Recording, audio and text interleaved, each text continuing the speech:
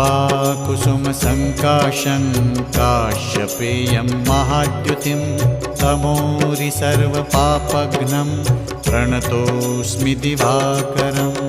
ॐ ह्रां ह्रीं ह्रौं सः सूर्याय नमः।